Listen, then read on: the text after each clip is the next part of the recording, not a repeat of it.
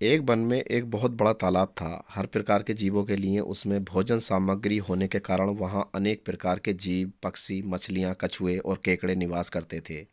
पास में ही बगुला रहता था, जिसे परिश्रम करना बिल्कुल अच्छा नहीं लगता था।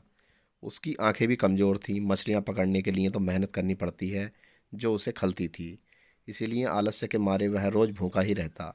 एक टांग पर खड़ा यही सोचता रहता कि क्या उपाय किया जाए कि बिना हाथ पैर हिलाए रोज़ भोजन मिले।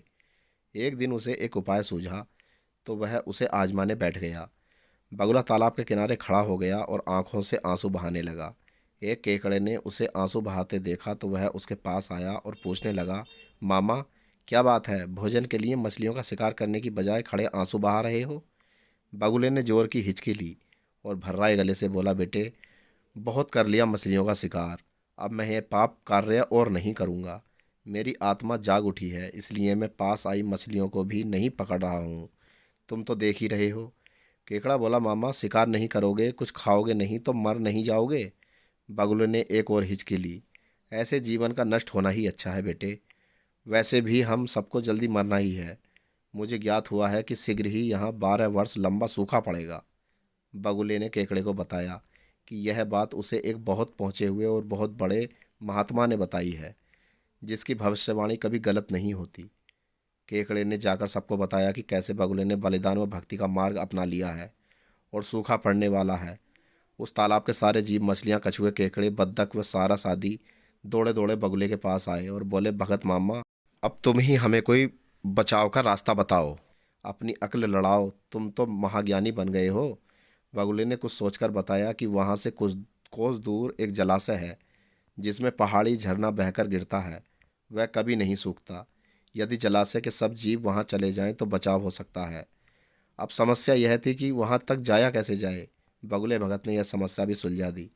मैं तुम्हें एक एक करके अपनी पीठ पर बिठाकर वहाँ तक पहुँचाऊँगा, क्योंकि अब मेरा सारा शेष जीवन दूसरों की सेवा करने में ही गुजरेगा। सभी जीवों ने गदगद होकर बगुला भगत जी की जय के नारे लगाए। अब बगुला भगत के पों 12 हो गई। वह रोज एक जीव को अपनी पीठ पर बिठाकर ले जाता और कुछ दूर ले जाकर एक चट्टान के पास जाकर उसे उस पर पटक पटक कर मार डालता और खा जाता। कभी मूड हुआ तो भगत जी 2 फेरे भी लगाते और 2 जीवों को चट कर जाते। तालाब में जानवरों की संख्या घटने लगी। चट्टान के पास मरे जीवों की हड्डियों का ढेर बढ़ने लगा और भगत जी की सेहत बनने लगी। खा खाकर वह खूब मोटे हो गए, मुख पर लाली आ गई और पंख चर्बी के तेज से चमकने लगे। उन्हें देखकर दूसरे जीव कहते, देखो, दूसरों की सेवा का फल और पुण्य भगत जी के शरीर को लग रहा है। बगुला भगत मन ही मन खूब हंसता। वह सोचता कि देखो, दुनिया में कैसे कैसे मूर्ख जीव पड़े हैं जो सबका विश्वास कर लेते हैं। ऐसे मूर्खों की दुनिया में थोड़ी चालाकी से काम लिया जाए तो मज़े ही मज़े हैं। बिना हाथ पैर हिलाए खूब दावत उड़ाई जा सकती है। बहुत दिनों यही क्रम चला। एक दिन केकड़े ने बगुले से कहा, मामा, तुमने इतने सारे जानवर यहाँ से वहाँ पहुँचा दिए, लेकिन मेरी बारी अभी तक नहीं आई। भगत जी बोले, बेटा, आज तेरा ही नंबर लगाते हैं। आज आजा, मेरी पीठ पर बैठ जा। केकड़ा खुश होकर बगुले की पीठ पर बैठ गया। जब वह चट्टान के निकट पहुंचा तो वहाँ हड्डियों का पहाड़ देखकर केकड़े का माथा ठनका। वह हकलाया, यह हड्डियों का ढेर कैसा है? वह जला से कितनी दूर है मामा? बगुला भगत ठां ठां करके खूब हंसा और बोला, मूर्ख, वहाँ कोई जलाशय नहीं है। मैं एक एक को पीठ पर बिठाकर यहाँ लाकर खाता रहता हूँ। आज तू मरेगा। केकड़ा सारी बात समझ गया। वह सिहर उठा, परंतु उसने हिम्मत नहीं हारी और तुरंत अपने पंजों को आगे बढ़ाकर उनसे दुष्ट बगुले की गर्दन दबा दी और तब तक दबाए रखी जब तक उसके प्राण पखेरु न उड़ गए। फिर केकड़ा बगुले भगत का कटा सिर लेकर तालाब पर लौटा और सारे जीवों को सच्चाई बता दी कि कैसे दुष्ट बगुला भगत उन्हें धोखा देता रहा।